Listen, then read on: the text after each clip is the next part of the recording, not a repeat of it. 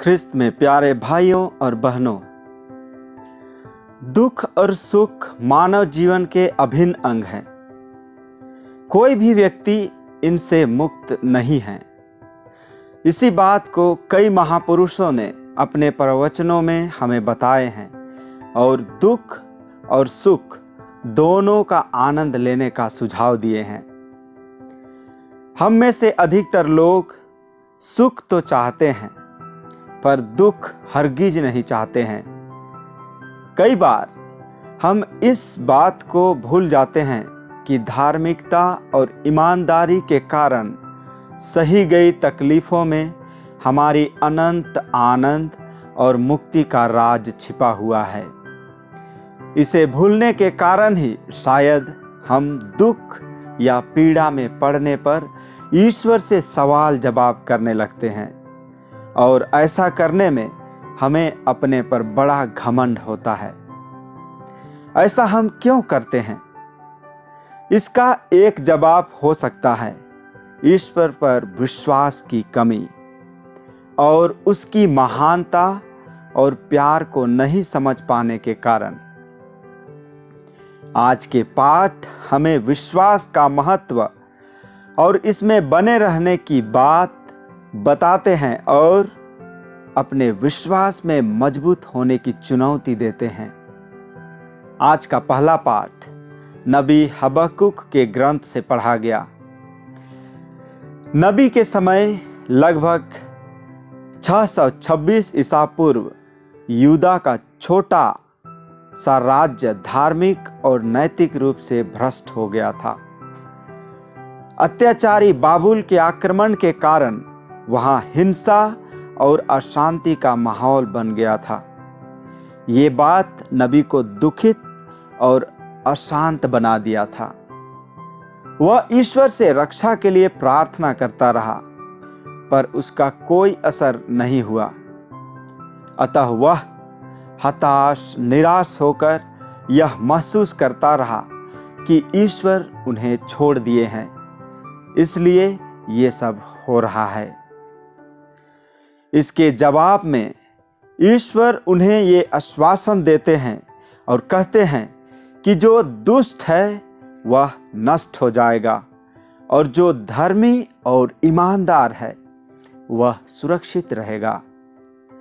नबी हबक्कुक के सवाल आज हमारे सवाल हो गए हैं।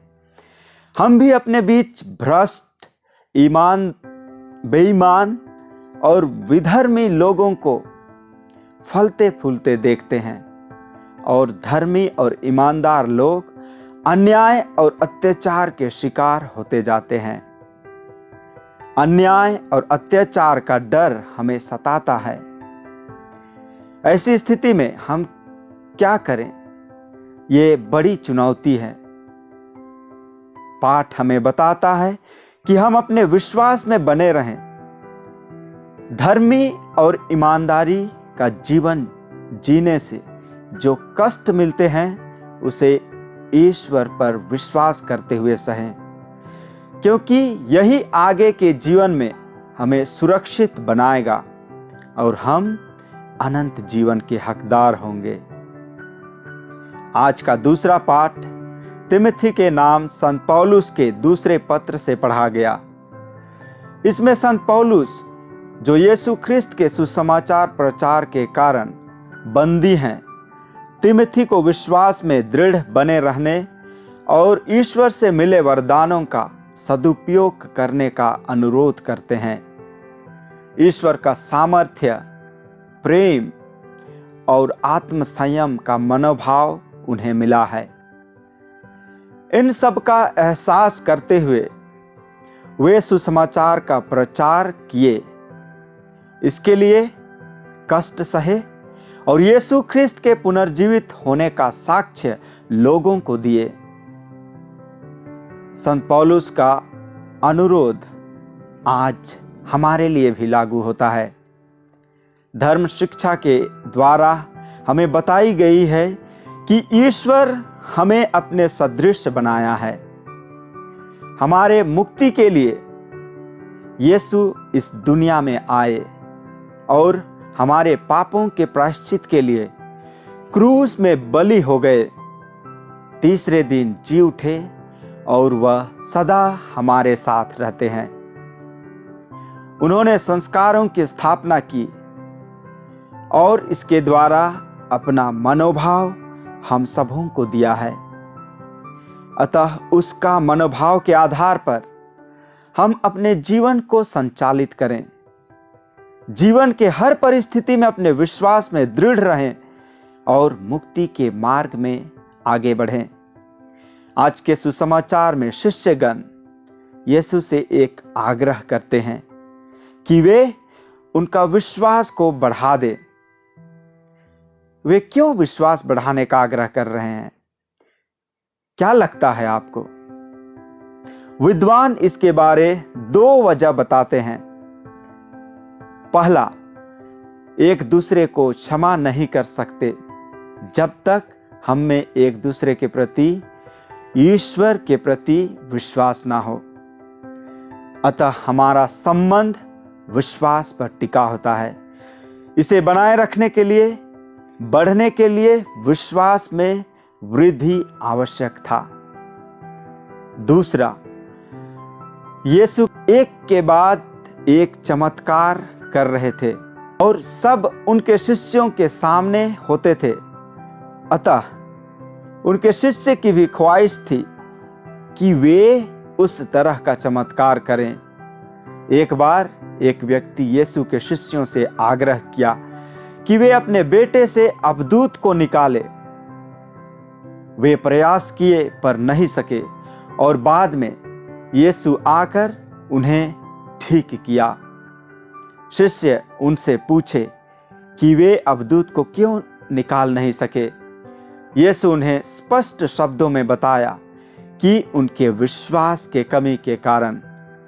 अतः वे विश्वास बढ़ाने का आग्रह किए। क्या आज हमें विश्वास की आवश्यकता है? अगर हां, तो क्यों और कितना? ये हमारे लिए बड़ा सवाल है। विश्वास के बिना हम नहीं चल सकते हैं। ये हमारे सामान्य और आध्यात्मिक दोनों जीवन के लिए जरूरी है। ये ईश्वर के वरदान हैं और चाहने वालों को मुफ्त में मिलता है। ये हमें बपतिस्मा के समय मिला है। आज हमें इसके महत्व को समझते हुए इसे बनाए रखने की चुनौती है।